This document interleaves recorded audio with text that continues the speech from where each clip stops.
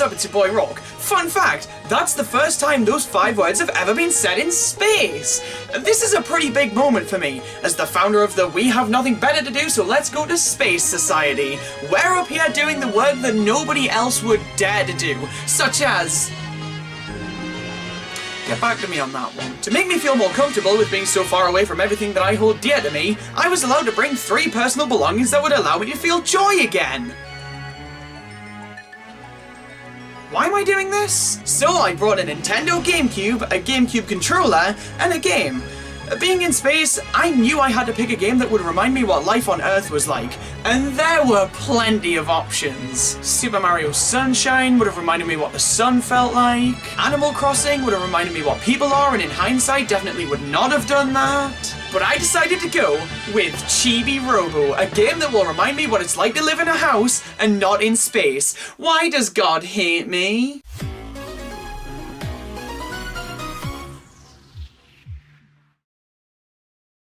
The 5th generation of console gaming was when pretty much every franchise was going through puberty, evolving from 2D children into angsty 3D teens. But there's always the late developers. The Metroid series was born on the NES, saw a sequel on the Game Boy, a sequel to that sequel on the Super Nintendo, and then it went the way of the dodo. When all of its peers were making the jump to 3D on the Nintendo 64, Metroid was going in another direction of infertility.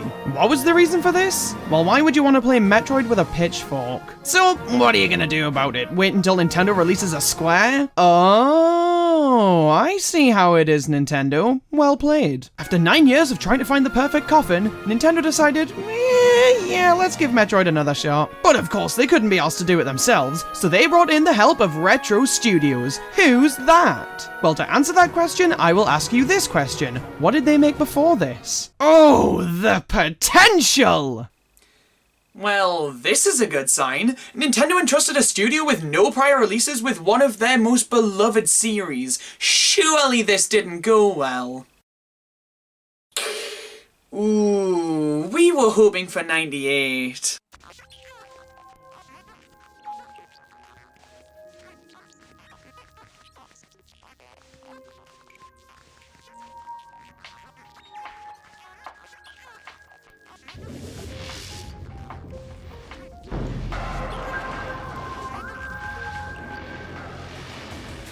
Metroid Prime released on the Nintendo GameCube on March 21st, 2003 here in the UK, and is one of the highest rated games of all time. This game came out and finally broke the 9-year-long Metroid drought of the mid-90s to early 2000s, and this was the series' introduction to the third dimension. He's finally maturing. I'm so proud of him. This was Retro Studios' first game that actually released. See, the reason for the gaping hole in their timeline was that they just couldn't finish. They had 4 games in development before Metroid Prime's release, but due to a chaotic work environment and lack of focus, each of these projects was scrapped. This once again calls into question why they were trusted with Metroid, but Miyamoto was confident that Retro would be able to handle it. He was impressed with the action-adventure game engine that they had created, and thought that it had the potential to become a great Metroid game. Impeccable judgment! Now, of course, Metroid Prime wasn't my first Metroid game. Metroid Prime was my first Metroid game. Yeah, I'd never really swapped spit with Metroid before Prime. Since buying this game in 2019, I've picked up a few more games, the rest of the Prime trilogy, the Trilogy Collection, Other M, Samus Returns, and Dread was my favourite game of 2021. I'm definitely way more accepting of the series than I once was, but I want to see what makes Prime stand out amongst the rest as one of the best games of all time. But how am I gonna do that? I mean, I know the right answer is playing the game, but I really want to eat it because I forgot to bring food up here. Metroid Prime opens up with Samus flying towards a spaceship called Orpheon, where a distress signal has been picked up. The ship's crew have been slaughtered, and it's up to us to investigate. We jump into gameplay almost immediately, and since I have nothing better to do, let's talk about it. Consider yourself lucky, I'm in fucking space right now, and I put this at the top of my priorities list. Metroid Prime was pretty much Nintendo's first attempt at a home console first-person shooter, and that, combined with the less than traditional layout of the GameCube's controller, means the controls of this game haven't aged super well. I definitely wouldn't say that the controls are bad, far from it, but they definitely take some getting used to. So, let's break them down, shall we? The most obvious place to start would be the movement and aiming, which, gasp are both mapped to the left stick. Coming from a time after 2002 where dual stick controls are standard for shooters, this can definitely feel a little awkward, moving and aiming with the same input. But the game actually has a decent workaround in place, that being the lock-on system. Give the left trigger some loving and your reticle will automatically lock onto nearby targets, alleviating a lot of the need for you to manually aim. And if you hold down the trigger, then you can strafe around the enemy 3D Zelda style. This is indescribably helpful, as if this system wasn't in place, well, let's just say we can bid the concept of me hitting anything in this game farewell. Using this system actually feels pretty intuitive once you get the hang of it. I definitely prefer a more traditional dual stick control scheme, but for what it's worth, this setup works about as well as it can. But what happens if you want to make the most of the Y-axis and look up or down? Well, say hello to the left trigger's forgotten brother, introduce him to your finger, and prepare to look up and down while standing completely still. This is kind of annoying. I don't know, this just kind of breaks the flow of the gameplay. There aren't a great deal of instances where looking up will be beneficial, except for the very beginning of the game, thanks. But it's frequent enough that this just doesn't really work for me. The rest of Samus's abilities work perfectly though. The morph ball, bombs, charge beam, missiles, and that's it. Now of course you may be screaming, but Rawk, you can get around all of the issues you have with the controls by playing the Wii version. Yeah? Well, look at where I am, look at what I brought, and go f*** yourself. So all in all, the gameplay of Metroid Prime is rock solid. It's not without its issues, but it's pretty damn enjoyable. And if I ever lost the abilities that I have, then I'd probably have to turn my GameCube memory card into food rations. So we continue through Orpheon until we meet the Parasite Queen, our very first boss battle, and this kind of sets the stage for the rest of the boss battles in this game, as well as capping off this opening area. We defeat the Parasite Queen, and the explosion that happens as a result of that causes the spaceship to execute its evacuation protocol. Ooh! And apparently step 1 of their protocol is to blow the ship the f*** up. Let's get out of here, stat! I'm never gonna have any fun. We have to make our way through Orpheon as it begins to fall to pieces around us. And just before we're able to escape unscathed, uh-oh, Meta Ridley's here! And this guy has a pretty packed schedule. First, he causes a huge explosion, and then... see you later! Samus is caught in this explosion, and as a result, her suit powers down, meaning that we... lose all of the abilities we have.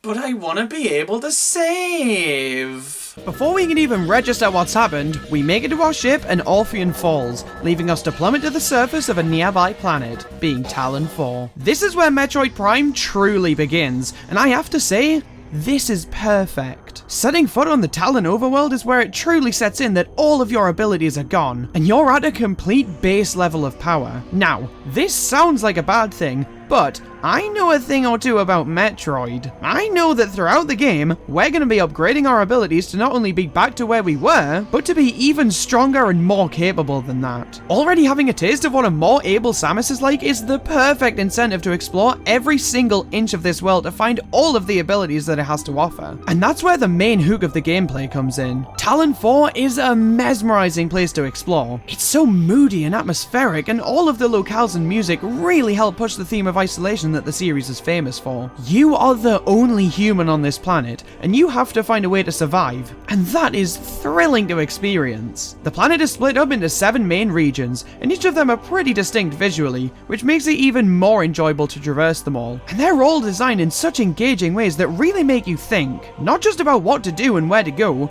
but about the nature and origin of all of the structures that surround you. It's some really thought-provoking stuff. Seeing these near enough man-made structures on the surface of a planet devoid of human life, it gets your imagination racing about what this planet was before you arrived. And what makes this even better is that there is almost always a reward for your exploration. If there's an area that you've been able to reach, it's almost a guarantee that it'll have been worth your time, whether that be thanks to an item being hidden there, or some interesting lore tidbits that you can scan. Huh. That must be the ship somebody skimmed over a key game mechanic alarm. You know, I laughed at the engineer who installed it, but I'll be damned. It just saved my arse. The scan ability. No, this isn't new Pokemon Snap. This is Metroid Prime. The ability has the same name and basically the same functionality, but they're completely different things. Write that down. This ability finally gives humanity a reason to care about the GameCube controller's D-pad by allowing us to scan nearby items and enemies, which allows us to obtain all of the information about them. Scanning every single item in the game is the only way to obtain 100%, and I would be more than happy to do that. I mean, surely there can't be that many things to scan.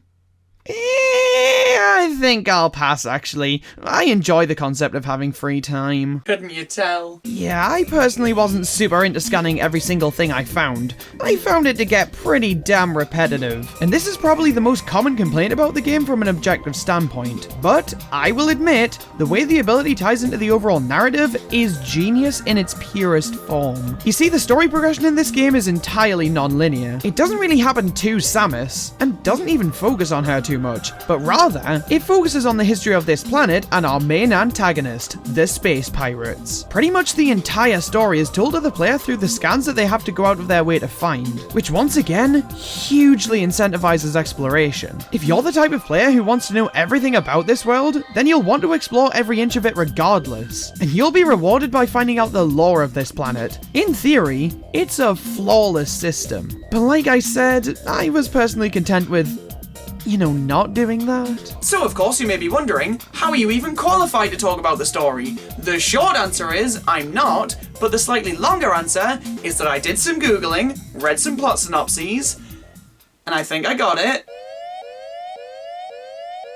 That must be the ship's spoiler alarm. Our main goal in this game is to defeat the evil space pirates. Why do we want to do that? Shut the f up and let me explain. So, a long time ago on this planet there lived the Chozo, a species who were living spiritual, meaningful lives until they all died. A meteor struck the planet and brought along with it a substance known as Phazon, which was essentially a super mutated poison. The Chozo built a temple over the impact site, which created a force field around the meteor, which they theorized would stop the spread of the Phazon and the growth of the creature that was inside of the meteor. But they're all dead now. Boo-hoo. That's when our friendly neighborhood space pirates come along, and they think to themselves, you know what would be hilarious? Undoing f***ing all of that. So yeah, they're trying to break the force field to allow Phazon to reign supreme, and we gotta stop them. We do this by collecting the 12 Chozo artifacts. Rawk, you know everything about this game. Can you tell me what they do? Normally I'd say no, but I'm in space, man. My life's never gonna be the same. Collecting all 12 of the artifacts opens up an entrance to the core of the meteor. But before we can go there, Meta Ridley comes to check in on us. What a sweetheart. We head into the meteor to find the being that the Chozo warned us of,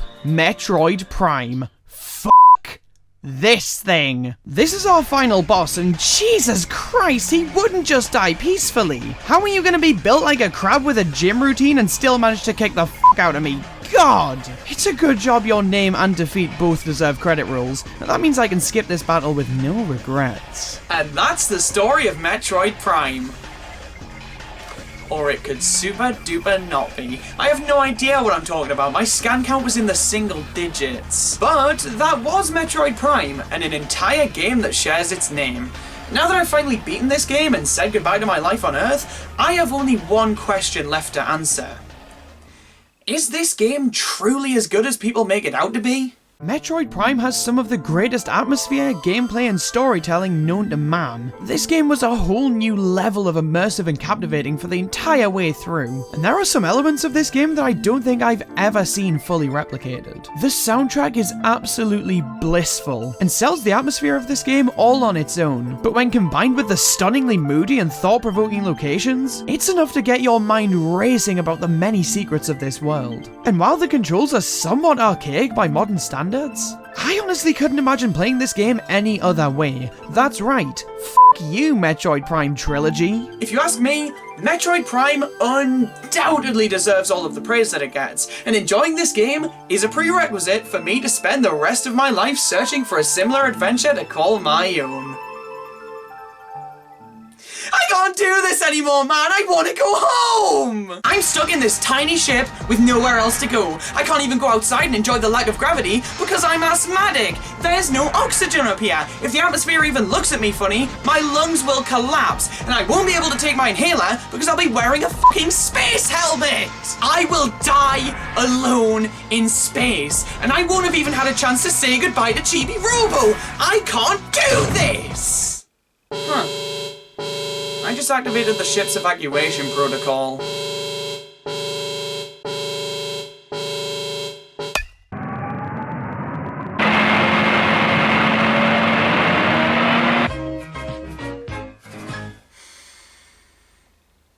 I know I really wanted to be back on Earth, but I could have done without the whole crash landing thing. I'm gonna be docking some major points from Metroid Prime for that one. Well, I'm finally back home, and honestly, I think I can happily say that my adventures in space will not be getting a sequel. I'm pretty content staying on Earth for the time being. One of the greatest parts about being back is that I finally have food! But a promise is a promise. If I say that I'm gonna turn a GameCube memory card into food rations, then I'm gonna stick to it, damn it! It's so good to be home!